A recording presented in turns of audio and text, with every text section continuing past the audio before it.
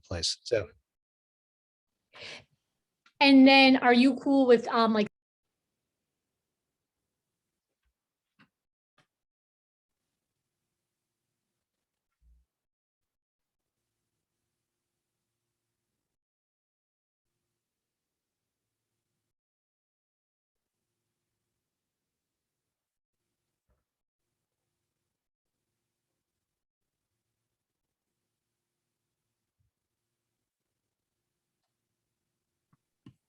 apparently I cannot walk and chew gum. Was it something I said?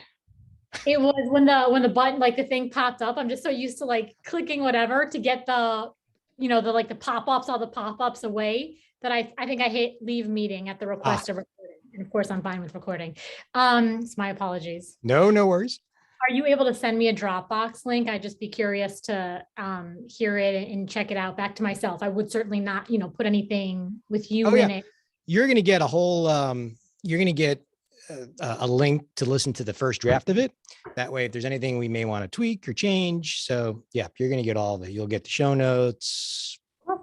And when you send the link, it'll be video or just audio? If I can have video, that's amazing. Yeah, we can send you the video as well. Yeah, I think we're gonna when we launch the episode, we're gonna do the audio. I have an intern coming to work with me. We used to do video, and he's going to backlog and do all the videos and load them up as well eventually. I think that's the plan. That's what I'm told anyway. So I don't know. Great. Yeah, but I can send you both. But just know the video may not align to the audio because yes. Yeah. Okay. Totally fine. Got it. All right. You know what? I'm going to stop recording and then hit record again just to make sure. I'm pretty sure it's still recording us that you dropped off. It says recording on my end, but it does. All right, good. All right. As long as it says that on your end. Very good.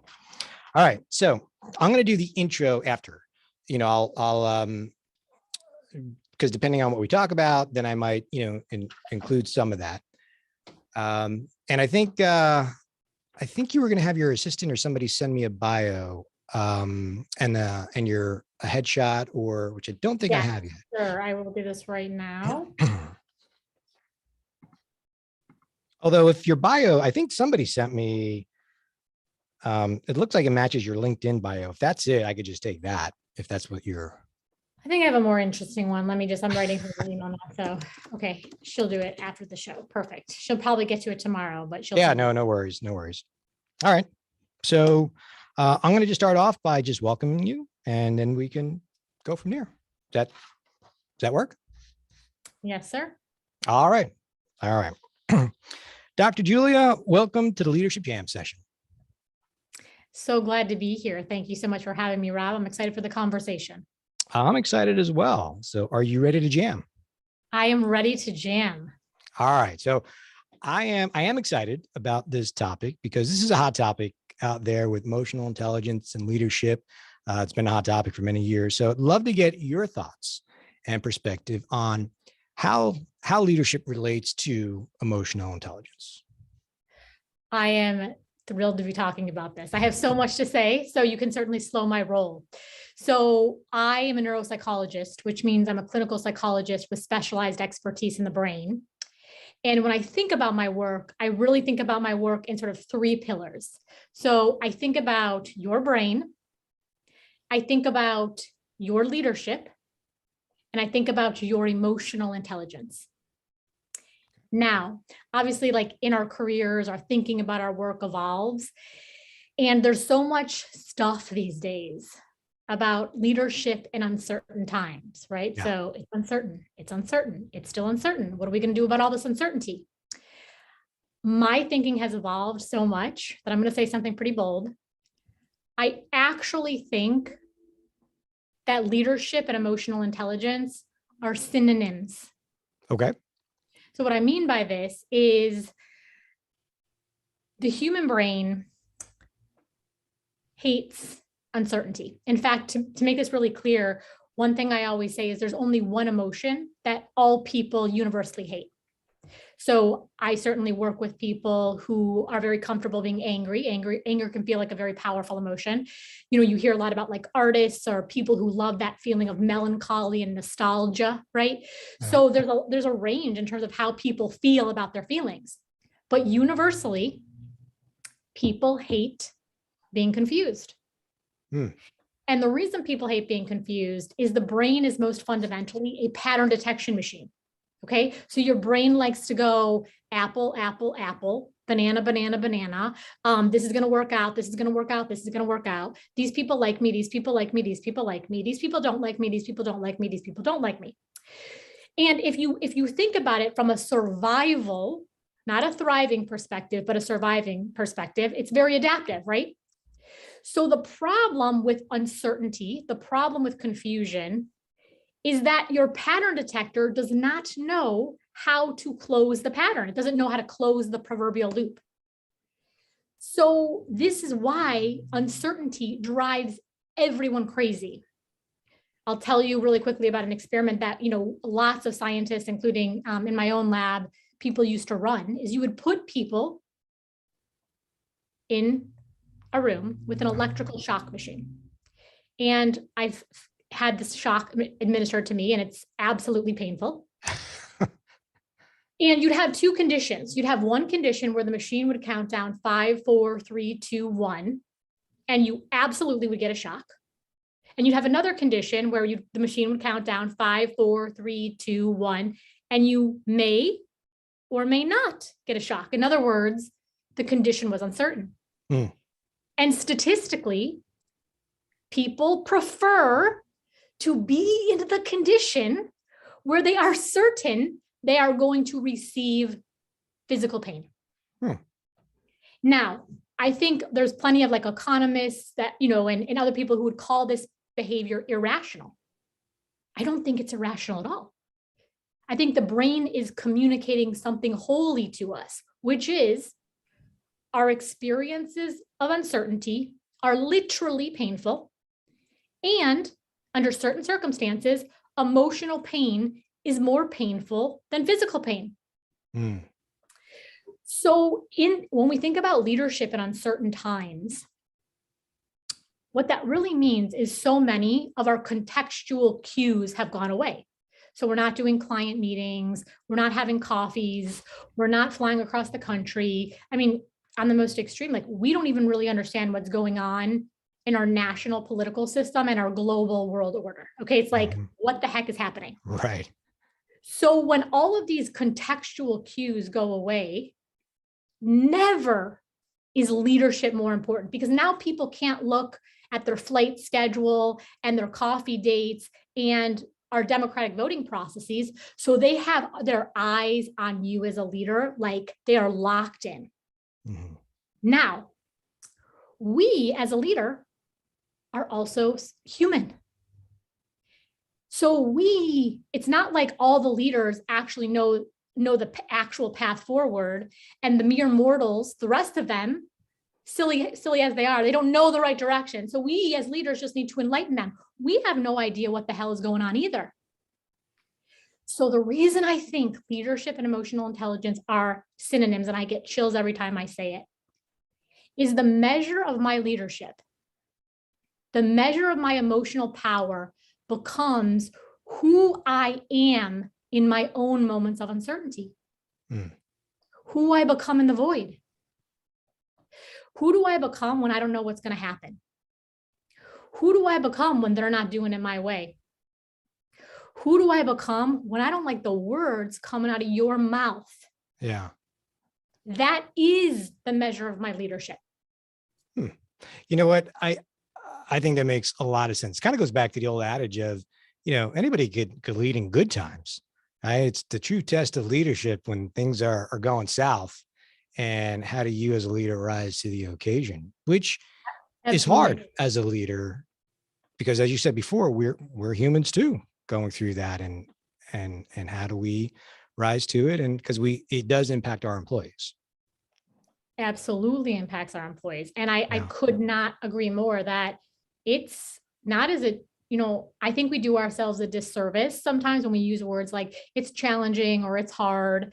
I think if you really take this to the neurologic level, and we have plenty of like fMRI studies to back stuff like this up, the pain circuits in the brain are getting activated.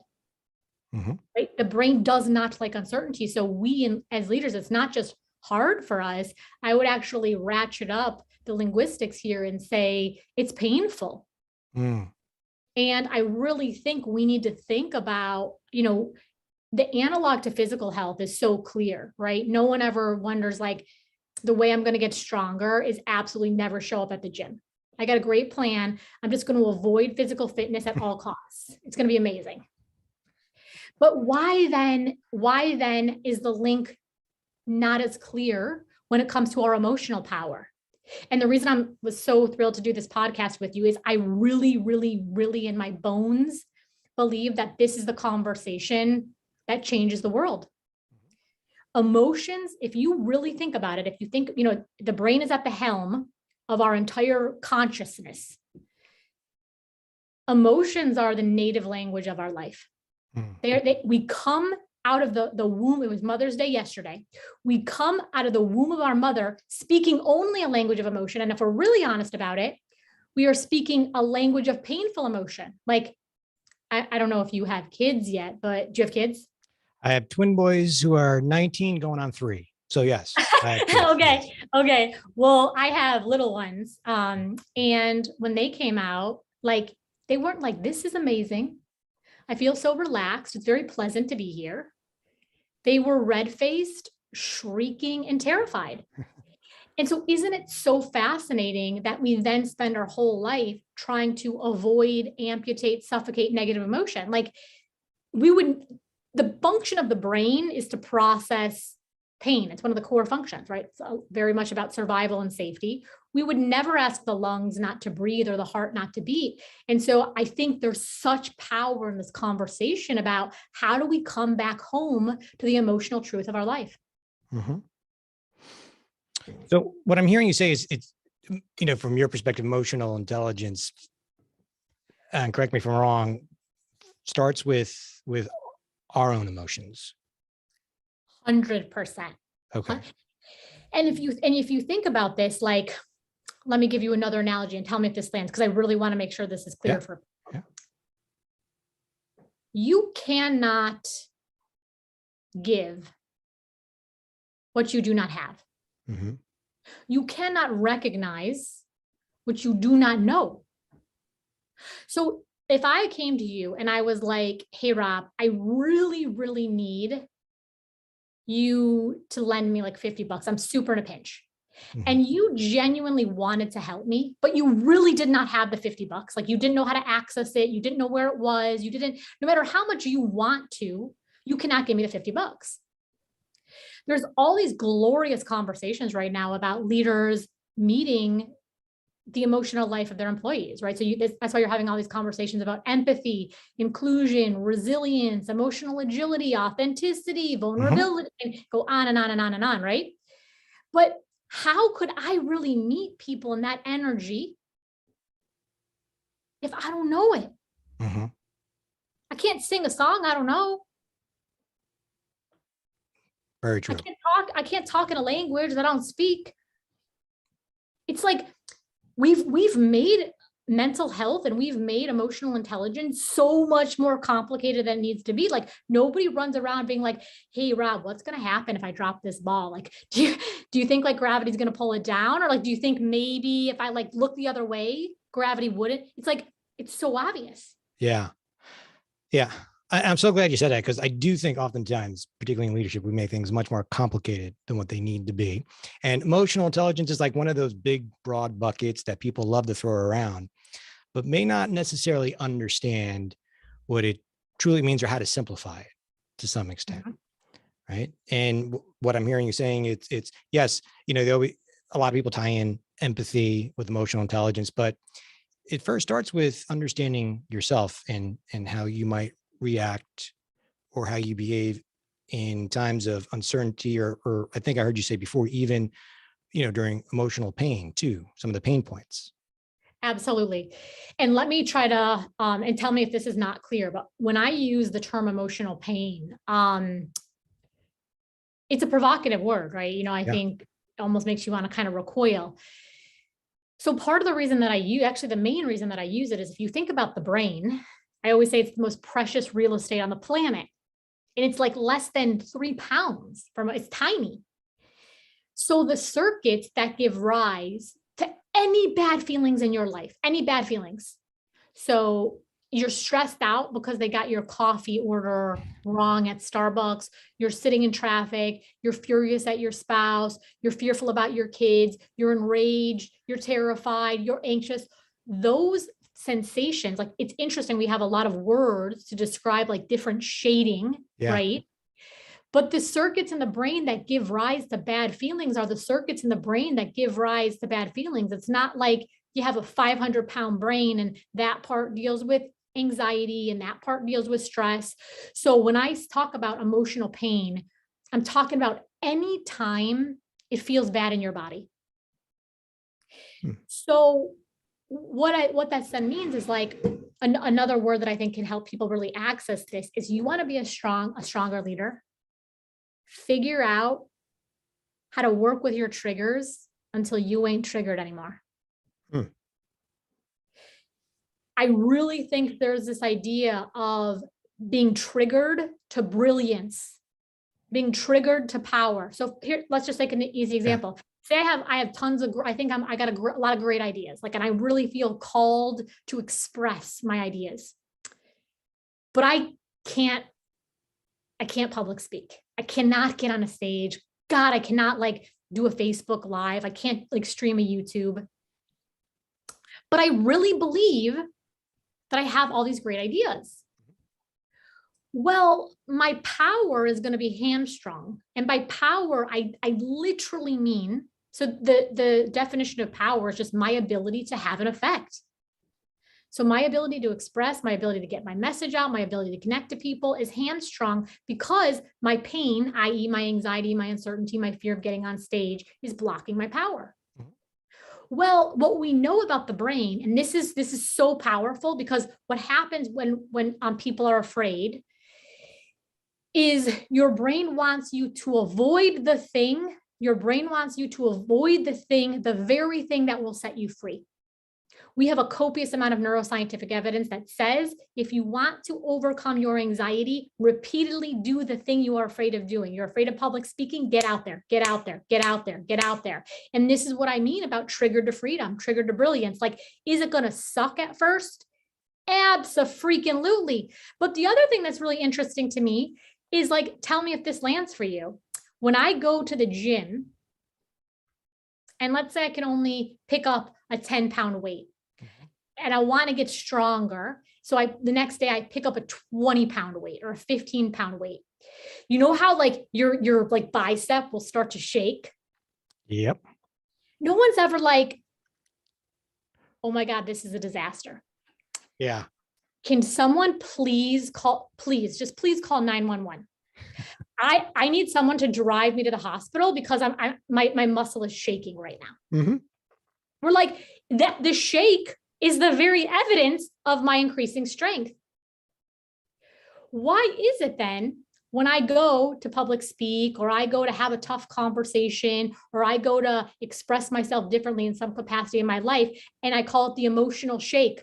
The emotional shake shows up. I start to wobble. My energy truly starts to wobble. Sometimes I lose my voice. Yeah. I feel shaky. My hands start sweating.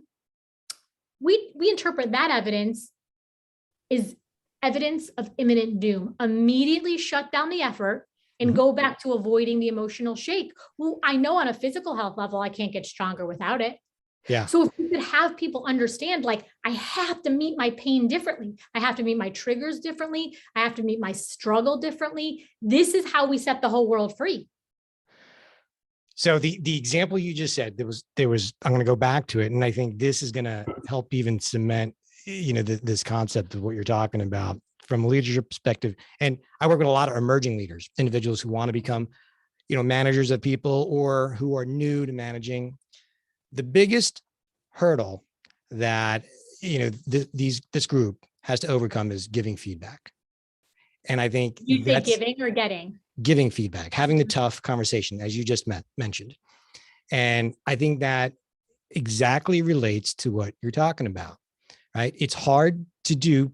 And a lot of individuals really do struggle and avoid giving tough feedback in many cases. So I think that emotional shake that you talked about, I think that applies. That's a great example of that. And and and over the years, yeah, I mean, look, first of all, if you don't have any issue giving tough feedback, you probably shouldn't be managing in the first place.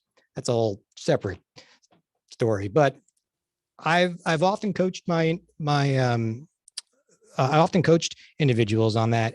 Over time is how you build the confidence to do. And that's exactly what you're saying, right? You have to do it over and over in order to overcome it, even though it is a pain point. 100%. Yeah. And I love what you're saying, because I think it really kind of flips the goal on its head. So in a way, it's like, so one of the things I talk a lot about is I believe in human intuition for sure. I'm a yoga instructor. I think, to have survived as long as humans have survived on the planet, like there is an intuition that is very strong. But one of the things that neuroscientific evidence is incredibly clear about is that to overcome our experience of emotional pain, our anxiety, our fear, our stress, et cetera, we have to do the counterintuitive. So you can think of your brain as like driving down like the highway of your life. And every time, and it recognizes this highway, but the problem is the highway is like, it just goes in a circle. And after like the 5th billionth time that you've gone around this highway, you're like, okay, like I was built for more. I need to get off this highway. I know everything here. And honestly, it's like not that satisfying. It's a little bit depressing. I'm a little bit bored. I'm a little bit uninspired. Let's go on a new road. But the pattern detection function of your brain is glorious. I mean, again, I get chills every time I talk about it. But so it's amazingly adaptive. But if I want to do it different, the pull of the pattern is so strong that when I start to go on a new road, I'm going to hit the emotional rumple strip. This is another analog for the emotional shake. And my brain's going to go, Right. Yeah. Now, not unless I kind of am trumping the, people love to talk about like the lizard brain or the reptilian brain or that, like, and I think, yeah, these conversations are part of the way that people do this. When I hit the emotional shake, when I hit the emotional rumple strip, unless I had a conversation like you and I are having, or I'm working with someone, a coach or a mentor or a psychologist or whatever, I'm going to go back on the highway because my brain's that sensation is going to feel like danger. But I can train myself to make that same sensation, that zing, zing, zap, zap, zoink, zoink of your neurons firing, be expansive. I can train myself to see that as me maximizing my potential. I can train myself to feel that feeling like freedom, hope, strength. But I have to be willing to go through the shake. Yeah. I have to be willing to like persist through the rumple strip. Yeah, I love what you said before. I mean, everything we're talking about is using, I forget exactly how you served it up, but using your emotional pain in some ways to kind of set you free. 100%. 100%. I believe, Rob, that our pain is a holy messenger. Let me give you some examples of this. Okay, so there are 2 types of pain I think people need to be aware of. There's acute pain and there's chronic pain, right? So I always make a joke, like no one in the history of my career has ever come to see me because they keep getting hit in the face by a 2x4. It's like the first time you smack me in the face with a 2x4, I'm like, that's just 100% bad. Let's stop. Our situations of chronic pain are an entirely different animal because we have this all pain is bad mentality. If I put my hand on a hot stove and I burn my hand, I'm going to pull my hand off and I'm never going to do that again. But the problem with like, I really want to express myself more powerfully. I want to have more authentic connections. I want to have more joy. I want to have more rest. Let me give you a definition of pain that I think will really show you what I mean when I say pain is a holy messenger. I think I've thought about pain a lot in my life. And this is the most powerful definition I can give you. A enormous, not all of the pain in our life, but an enormous quantity of the pain in your life comes when you divide yourself from yourself. In other words, you want to express yourself more, but you keep your mouth shut. There's something that's been on your mind and you really want to have a difficult conversation with somebody, you avoid it. You're really tired, you're really exhausted, and you need some rest and rejuvenation. Instead, you overwork, you overgive, you overdeliver, you overaccommodate. You really want to say no, but you say yes. In all of those circumstances, I have divided myself from myself. And in the self-division, in the self-abandonment, I'm going to create pain. And it's going to feel like zing, zing, zap, zap, bad, zing, zing, zap, zap, anxiety, zing, zing, zap, zap, depression, zing, zing, zap, zap, inadequacy. So every time I want to say no, but I say yes, my body's going to react. My brain's going to react. So there comes a certain point in time when I have to say, God damn it, excuse me, oh my goodness. What's that definition of insanity again? You keep doing the same thing and expecting a different result. Am I going to come into my pain in a new way? In other words, I'm really afraid to express myself. I'm really afraid to hold this boundary. I'm really afraid to finally say no. But that pain is a more powerful pain than this chronic stuck pain that I've been living day in and day out, day in and day out, day in and day out. So one of the things I always tell my clients, I'm writing a book right now for leaders, is I say the goal cannot be to totally eradicate pain. This is a reflexive response. It's a fantasy of us all. It's so natural. There's no shame there.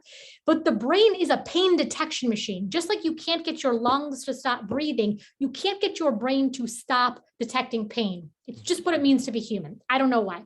We're going to have God on the podcast next. But it becomes way more powerful when I say, how can I leave this small, suffocating pain and choose the most powerful pain of my life? Do you see how that's how I get up the mountain? I'm using like my hands here. I don't know if your listeners are going to see my hands, but do you see how that then allows me to scale this mountain of emotional power? So you're using your pain as power. Yes, yes. And I always say that emotional pain and emotional power are two sides of the same exact energetic coin. In other words, I am only as powerful is the weakest point of my pain. Mm-hmm. If I can talk to everyone except this group of people, well, then that's the limit of my power. If I can give a public speech under certain conditions, but God forbid the teleprompter goes out, totally fine, but that's the limit of my power. Yeah. If I can only speak in a room so long as I know ahead of time the whole room agrees with me, that's the limit of my power. And there's no shame in this. It's just like, okay, I can lift 7 pounds today. Cool. Am I happy with that? No, I'd love to be able to lift more. Okay. Do you want to lift 50 pounds? No, I probably don't want that in my life. Do you want to be able to lift 15? Yes. Okay. Then I expand to that.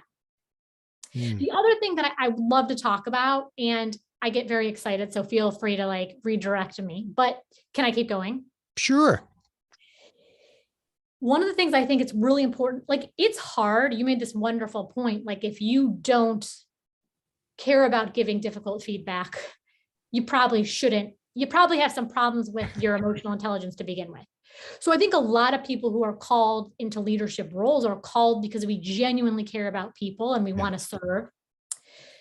That then can look like, I need to make sure everyone's happy, or another term to put it in is I need to make sure everybody agrees. Mm-hmm. Now, I don't know the type of family that you come from, but obviously our leadership blueprint was formed in our childhoods. That's not a statement of philosophy. It's a statement of neurobiology. The most powerful leadership role on the planet is the parent. So we got a lot of coding about what leadership should look like. So I know a lot of other people learned that it's really important that you be right. It's really important that everyone in the room think that I'm right. Mm-hmm. But the problem with this, if you really take a powerful lens and you're thinking, how can I strengthen my leadership? Is I talk a lot about energetic frequencies. So my leadership then, if I need everyone in the room to agree with me, I am constraining my own leadership power.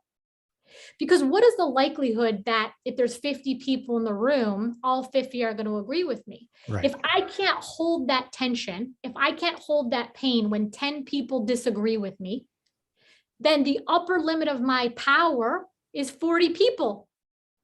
Do you see what I'm saying? Mm-hmm. Yeah.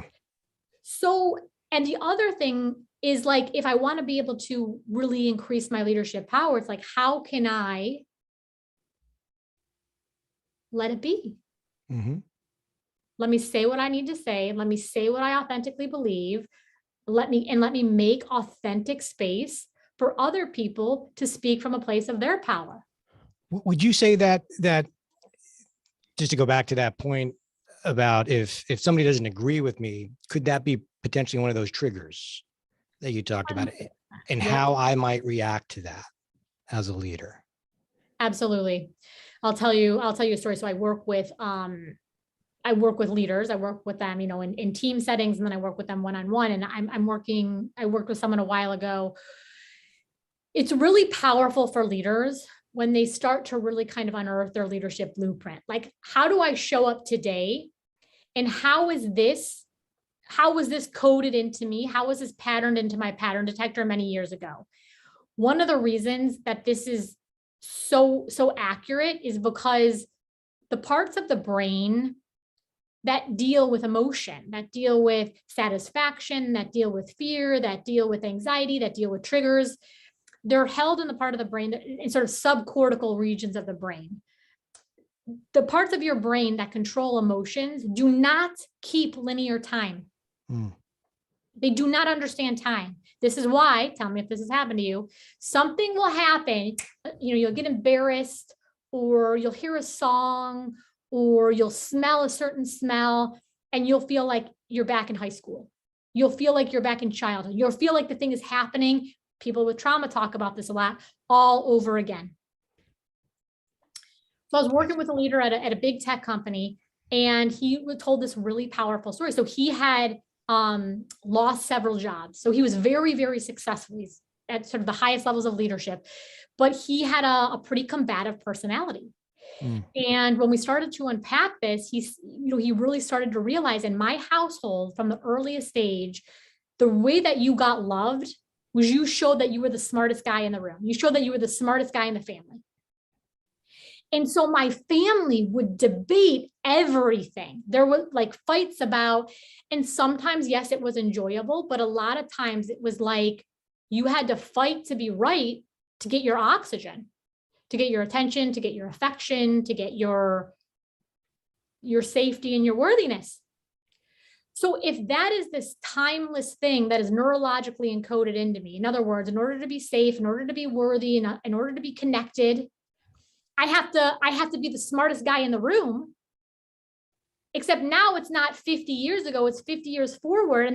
And this isn't a family kitchen table. And there's other that, it's a very special thing for leaders to be able to lead other leaders, right? So now he's in, at the sort of top echelons of power. And he had to really have this kind of big come to Jesus moment where he's like, I got to change this coding. I got to change this patterning because it keeps flaring up. And it's really, once again, hamstringing my own emotional intelligence and my own emotional power, because this is not how I want my leadership to feel. So what would you recommend in terms of moving forward, right? How does one take that step of trying to, reprogram or try to approach things differently? Awesome question. So I have a lot to say about this. Let me try to make this as like bite sizes is useful. I would say, let me try to take you to what I call the emotional headwaters. I'm going to try to tell you two things. Remind me that I said two things. Okay, I will try, but I'm usually good for just one thing. Okay. I have the memory of a goldfish. So yes, but I will try. So because your brain is a pattern detector, It's moving you through your life, through these very, very predictable patterns. People love to think that human behavior is so complicated and confusing. It's not. There's absolutely an emotional physics and a behavioral math to this. Okay. So I just told you that the patterns are stored in the brain in a way that are timeless and that were neurologically created in our childhood. So if you think about what happens to the childhood brain, it is mind-blowing. So more than 1 million neural connections are formed in years 0 through 3 every second. It's like you can't even consciously fathom that, right? And if you think about what's happening, so all these systems in the brain are just growing at an exponential rate, except linear language. So this is why people, things will happen in childhood that we absolutely have a memory for. We just don't have a linear linguist. We can't say the one time when I was 2 and mom and dad were fighting, and that doesn't actually happen. So what I think is really powerful for leaders to understand is that there is what I call a root pattern that gives rise to nearly all of the pain in your life. So I'm going to explain this to you, and I'm going to take you through the model of a tree. Okay. Yeah. So a tree has 3 components, right? I'm sure it has way more. I'm not a botanist. It has the leaves, it has the trunk, and it has the root system. Yeah. The leaves in this metaphor represent situations. So a lot of times when you get in painful situations in your life, you'll say something like, this person is bothering me. That person's not listening to me. This is so hard. These people are doing that. Those people won't agree. Can you see how it's like every independent situation is like an individual leaf? Mm-hmm. So we try to fix the individual leaf. Now, I just told you I'm not a botanist. Mm-hmm. And you don't have to be a botanist to know that a good way to fix a sick tree ain't to go leaf by leaf by leaf. Okay, got it. She's making some sense here. Drop down into the trunk. What's in the trunk? The trunk of the tree is what I call the angry class of emotions. So this is anything that to you feels like anger. Anger, irritation, frustration, agitation, rage, mad, that frequency. You following me? Mm-hmm. But anger is always a secondary emotion. It's always a defensive response, right? So the only reason I would get angry is because I'm protecting something. I'm afraid of you losing. I'm afraid of myself losing. Right. So just think about this in your house, for example, right? If someone comes into my home, I get enraged, right? Well, what am I enraged? I'm enraged because are they going to damage my property? Are they going to take my things? And then obviously, worst of all, would they do something to my children? Or so, so there's fear. Fear is always underneath anger, always. It's like math. Okay. I'm not saying we're consciously aware of it every time, but that's always what's there. Okay. Well, so when I start to do this exercise with leaders, I'll go, okay, so the ones who are really brave, and I think there's a lot of emotionally intelligent leaders out there who are willing to do this work. Okay, what are you afraid of? Well, I'm afraid that this person is going to get mad when I tell them this. I'm afraid that I'm going to get fired. I'm afraid that I'm going to lose this job. I'm afraid that I'm never going to leave this job. But do you hear how even in those examples, I've slipped back up into the leaves? Now I'm going, this person's going to think this, Susie's going to think that, Jimmy's going to think that, Marcus is going to, okay, I'm back in the leaves. Are you with me? Yep. So now we come to the mother fear. The mother fear for us universally is, I am inadequate. It is important that people find their own personal brand of misery on this universal energy of I am inadequate.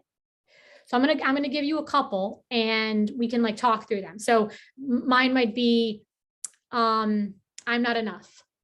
I'm not safe. I can never get what I want. People don't listen to me. I'm not heard. I'm too much. I'm too little. So do you hear how those are all kind of permutations on this root fear of I am fundamentally inadequate? Okay. You with me so far? Oh, I am. Yep. I was Okay. going to go ahead. Keep going. Go ahead. No, you go. No, I was going to say, is that where then, as you keep just ruminating on it, then it turns into anger at times? Absolutely. And Yeah. anger, all human emotions are gorgeous. They all serve a function. But just like you don't want to sing a one-note song, Yeah. you got to make sure there's like variability in your emotional range. So if I'm just like pissed off all the time, which, I do a lot of work with trauma, and anger is it can be when leveraged right, a very healthy response. So yes, we start to get agitated. It just doesn't feel good in my body, doesn't feel good in my life. So you asked me a while ago, is like, what can leaders do? And I said, I was going to tell you two things. Yeah. If I either take myself through this thought experiment of like emotional power, or I work with a mentor or coach or something like this, I really get like, okay, what are mine? And like, there might be like 2 or 3, but there's not 100. So let's say one of mine is, I'm not heard. If my pattern detector fundamentally believes that I am unhearable, it doesn't matter if there's 7 billion people on the planet or something like this. If there are 14 billion ears in front of me, if I fundamentally believe I am unhearable, I will insist that I am unheard. Yep. It's the story you were just telling yourself over and over, right? Yes, it's the pattern and it's the coding. It's the story. You're exactly right. So my work becomes, talk about calling back your power. The work becomes, where in my life do I not listen to myself? Take me there. Where do I not hold my boundaries? Where do I overgive? Where do I kiss the ring when I don't want to? Where am I hustling for my worth? And until I clean it up from there, the injury will always bleed. And the truth is we love to talk about trust. Why in the world does it make any sense? Like, why would I say I can't trust you when really the deeper wound is I can't trust myself? And isn't leadership about, you made the point, you brilliantly when we started our conversation, that like leadership, it's not for the easy times. Like that's just like you got lucky and you having a great time. Right. Yeah. So how do I trust myself in my own moments of confusion, in my own moments of doubt, in my own moments of chaos? You clean that up, it's like your life is a masterpiece. Right. And no matter where, I want people to know, no matter where you are in your journey, you can change it in an instant. I see it happen all the time. And sometimes you have to.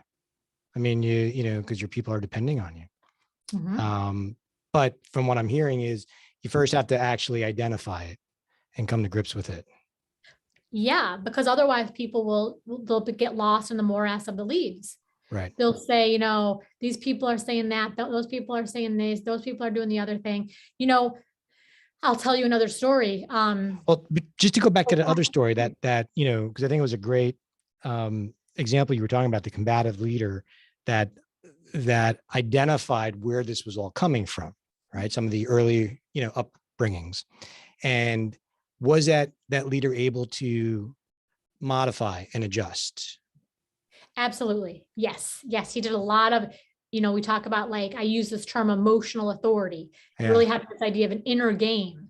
He did a tremendous amount of work on his own inner life. Well, it goes back to what you were saying before, just like, the example of like, lifting a weight, right? It's, you have to do it over and over to build it and build it stronger. Yes. And do you see how this is a huge shift? Because if I interpret the sensation, the zing, zing, zap, zap, as doom, terror, horror, rejection, no human being would be able to endure those things. So when I start to run these experiments, I call them, you got to really experiment in your life. When I really start to say, okay, I'm going to show up at this meeting, and no matter what, because you got to meet yourself where you're at. So if you're used to talking all the time, sometimes you got to set up an experiment where you're going to find success. And sometimes the most successful experiments are the ones that are black and white. So let's say I'm someone who I got to dominate the room all the time. So I'm going to show up at this meeting and no matter what, I'm not going to speak. I will feel in that meeting, and when people really get in, they have the emotional intelligence to really reflect on the sensations in their body. They will say, like, I wanted to peel the skin off my body. Like, and I'll tell them, like, tune in, like, what was happening in your throat? Like, they'll start to feel their throat is tightening. They'll start to feel their heart is racing. They'll start to get shifty in their chairs, right? Like, they just want to get out of the room. They either want to talk or they want to get out of the room. Right. If I continue to interpret that as like, everyone here thinks I'm dumb, no one takes me seriously, they all think I'm weak. If I allow that thought pattern to take over, I won't be able to hold my power, because those things, if they were true, would be terrible. But if I can go back to this idea of the emotional shake and it becoming like the actual process by which I get stronger, I can soothe myself in my pain. In other words, oh yeah, oh man, this is awesome. Like, I can feel the expansion. Oh my God, like, I can tell my life is going to be different when I get to the end of this process. Wow, this really, for the first time ever, feels categorically different. Oh my God, I'm realizing how strong my impulse to speak is. Like, who am I going to be when I change this? Yeah. So you have to be able to meet the sensations of your own brain and body in a powerful enough way so you can actually hold the transformation. Yeah. I love the emotional shake. I really do. And it's so true. Yeah. I mean, but the first part is just identifying it and knowing you're going to have to go through that, which will make you stronger though. And I think the other key here too is, I think as leaders, we sometimes put all this pressure on us that we have to do this, we have to have all the right answers. Like you said before, like I want people to agree with me, or at least we put that pressure that I have to have all the answers. I need to do this on my own. But in many cases, great leaders know they rely on others, whether it's other colleagues, a coach, psychologist, whatever the case may be, to help them get through some of their pain points, to help them get stronger in these areas. Oh, so true. So true. Yeah. I say that there are like two competing drives of the brain that both are the cause of every single interpersonal problem on the planet, and are also the balm, is like the healing agent for every single interpersonal relationship on the planet. Mm-hmm. So these two drives is, number one, the drive for connection. So interpersonal neurobiology is a field of study. And all this means is, like, we literally regulate our nervous system through the behavior of other people, right? This is obviously most clear in infancy, like the rocking of the baby, the nursing of the baby, the bouncing of the baby, the holding of the baby, that regulates the infant's nervous system. We now know, we have great data that this happens in marital relationships, as I'm sure we all know. Mm-hmm. Our partners both they soothe us and they dysregulate us, right? Yeah. And what's starting to be really cool is we're starting to see this stuff be studied in team environments. So we always knew our coworkers, bless their hearts, we loved them or they drove us crazy. Well, that has to be mediated by my nervous system. So there's this drive for connection. Like, I really want to be connected to you, but the competing drive is the neurobiological drive for choice. Now, you can call choice freedom, you can call it independence, you can call it autonomy, I don't care. But you can see how every moment of either interpersonal power, interpersonal pain, is when these things come into contact with each other. So the conflict is clear, right? I definitely want to be connected with you, Rob. I really want to be connected with you. We're going to make a great team. You just need to do it exactly my way. Okay. So here's a page out of my playbook, and I just need you to follow along. Meanwhile, especially people who are leaders too, they're like, no, Julia, you have it backwards. I really want to be connected with you. You just need to refer to pages 62 through 79 and read your script right here, and we'll have a lovely relationship. Mm-hmm. So you can see how these two things compete. Yeah. When we allow ourselves, and we have to choose it for ourselves, to access the power of connection. And you gave a great example. It's like right now, I have to know myself well enough to know, like, what work do I really need to do to myself to take myself to the edge of my intrapersonal power? And when do I need to call on the power of relationship and say, I need you to help me. You gave the example, like, I need you to help train me. I need you, coach, mentor, psychologist. Like, I need help getting through this. It's too confusing. I'm too lost. So really, when you understand, I always say the brain gives us a blueprint. When you really start to see that the brain is, yes, it is the most magnificent machine on the planet, but it also has a rhythm, and the rhythm, maybe the rhythm isn't easy, but the rhythm is simple. Right. I loved how you said that, because it's getting through it may not be easy, but the path, the rhythm, right, is how did you say that again? The That rhythm. The brain, Yeah. the brain has like a rhythm that I don't think the rhythm is necessarily easy, but I think it's simple. Like, it can tell you what to do. Yeah, I totally agree.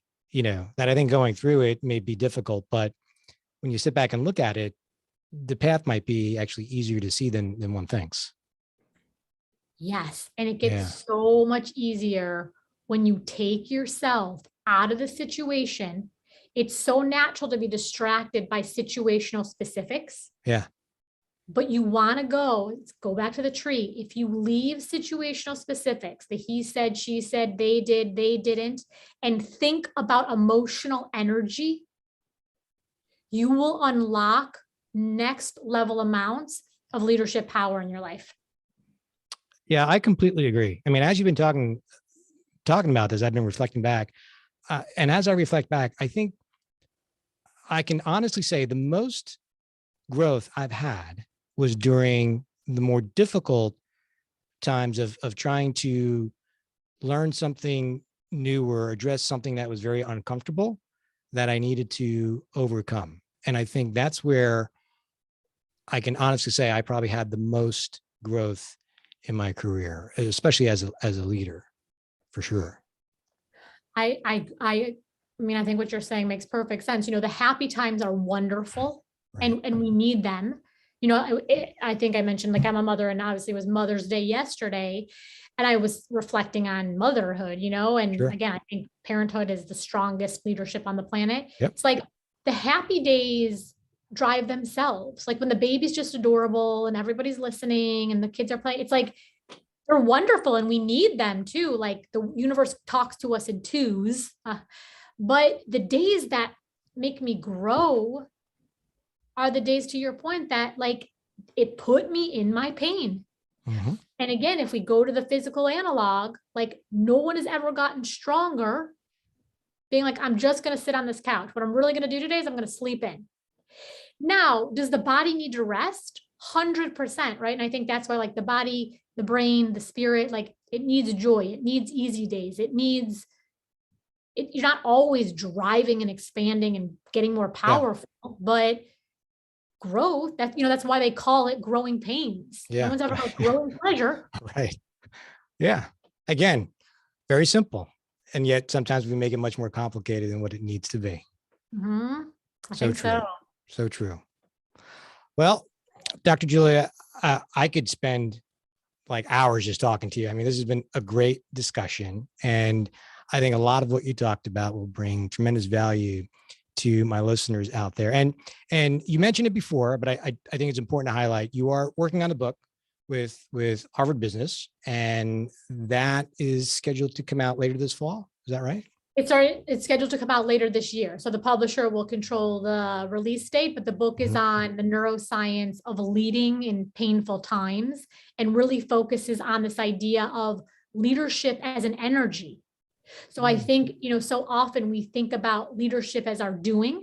Yeah. These targets, these goals, getting these people, having these deliverables.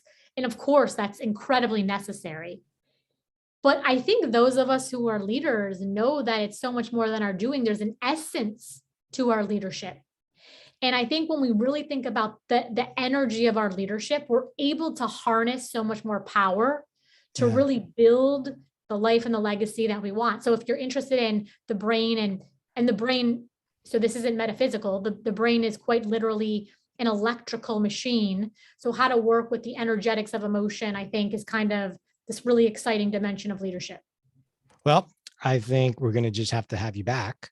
This is a perfect setup. We're just going to have you back when the book gets released so you can talk about it, because I think that's a great topic as well. I really appreciate that. I would be delighted to come back. Well, thanks again for coming on, and we'll put your contact information in the show notes. That way, if anybody wants to reach out to you and research some of your information, we will make sure we post that. Yep. And I'm on all the social media channels, so you can just find me there. That's an easy way to connect. Great. Thanks again. Appreciate you coming on. Thank you. All right. So I'm going to be in trouble with my team because our podcast, the episodes typically last 30 minutes and we're like an hour.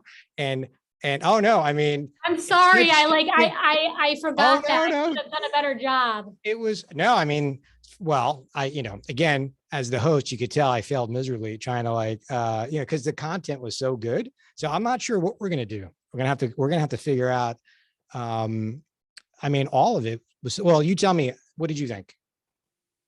I had a great time. You're a fantastic interviewer. Sometimes I'm like, I can't tell if I'm talking too much, so did it feel like the right balance for you? Yeah. No, it was great. Yeah. That's why I'm like, oh, this is really good. This is really good stuff. So I don't want to stop this. Now I have to figure out, like, I don't know, maybe we do like a part 1, part 2. We're going to have to put some thought into it. Usually, we just delete some stuff just to get it shortened down. But I'm not sure we can really delete much in there. I know. It did feel like a power conversation, Rob. You led a power conversation. So. Well, thank you. No, you were great. Well, hopefully you enjoyed it. So let me go to the drawing board with the team and see what they want to do. And my producer. But I thought it was fantastic. Yeah. I'd love to get you back too. It was a fun conversation. I just feel like the conversation, I always joke, like, I did a lot of public speaking, obviously, before the pandemic. And I always joke, like it's easy to be a good public speaker when you're talking about the brain and like emotions. I'm like the backup dancer to the brain. You know what I mean? Like, I'm just like the sidekick of the brain. So I just think it's so it's easy to talk about the things that give our life the most meaning, and emotions are it. What you do is, what you do a good job of is you break it down and make it very simple to understand, right? Good. And practical. Good. And that's the most important thing, for the leaders in the trenches. So, all right. I had a fun time, and I will give you my bio, and we will talk again soon. Yep, I will. It'll probably be a couple of weeks. I'm not sure when this is gonna, either end of this month or maybe in June, but I'll reach back out and you'll have the links to listen to it first. Okay, so are you saying I'll get the links then, or you'll send me the links now? No, my team has to work on it. They're gonna do the audio first, and then I'll send you that when that's ready. Is that okay? That's totally fine. Yeah. And then are you saying, and it's fine if you don't know this either yet too, but is that when it will air, like in early June, or you don't know when it will air? I don't know yet. It'll either be the end of this month or it'll be in June. And then, so you'll get it like a week before. And I'll send you the video too. So you have that, but the audio, you'll get both. So that way you can listen to the audio first and see if there's anything we need to tweak or anything like that. Got it. Perfect. Does that make sense? Probably not, but yeah. It does. Well, thank you so much. I had a good time. Same here. Thanks again. All right. Talk soon.